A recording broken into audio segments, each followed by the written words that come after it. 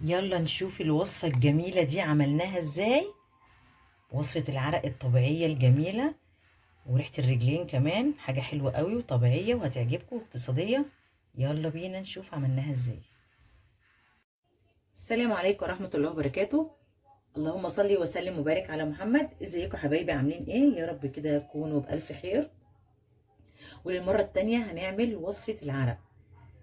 من جمالها قلت اصل انا بعملها لينا عادي، فانا من حلاوتها صراحه بعملها المره التانية، وفي واحده صاحبتي طلبتها مني فانا هعملها لها. الوصفه جميله جدا جدا، وانا بعملها بفكركم بيها. هي حاجه بسيطه وحاجه طبيعيه، وكلفتني 15 جنيه بس، وهتقعد معاكي فتره كبيره جدا. غير انها طبيعيه ما بتسدش المسام بتاع الجلد خالص، وحاجه هتعجبك. نسمي الله ونبدأ كده ونصلي على الرسول. اللهم صل وسلم وبارك على محمد. ده مكعب مسك ب10 جنيه. ده بودرة تلج كيس كنت جايباه ب2 جنيه، معلقة واحدة. دي معلقة شابة ب3 جنيه، مش المعلقة يعني، أنا جبت شوية حلوين يعني، أخدت منهم معلقة بس. هنبشر مكعب المسك ده بالمبشرة، الجنب الضيق الصغير جدا.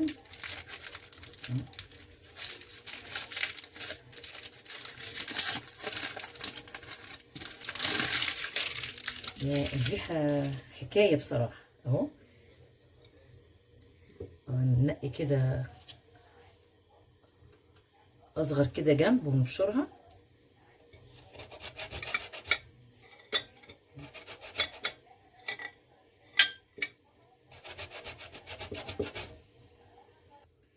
احنا بشرنا المكعب حوالي معلقة ونص، يعني انت ممكن تحطيهم وتزودي في الشبة وبودرة التلج برضو ايه، يعني نص معلقة ونص معلقة، بحيث يبقوا التلاتة متساويين. ماشي. دي معلقة المسك. بسم الله. الشبة، بودرة التلج،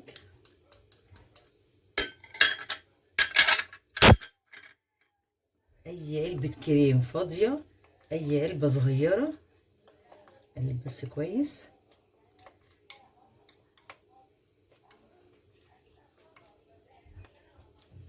حاجة كده تحفة تحفة تحفة والله يا جماعة، جميلة.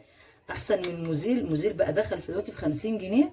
ده العبوة الصغيرة جدا جدا، وما بتقعدش، وحاجة كيماوية مش حلوة.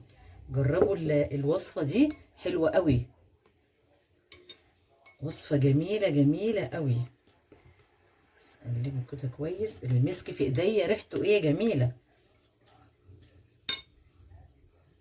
تدهني بقى كده حلو قوي للرجلين، الشباب والولاد والكبار والكده، يعني كل في ناس كتير بتعمل ريحة رجلين في الكوتش، فعادي يعني طبيعي. فحلو قوي ندهن برضو بين صوابعنا كده الرجلين، والرجلين كلها.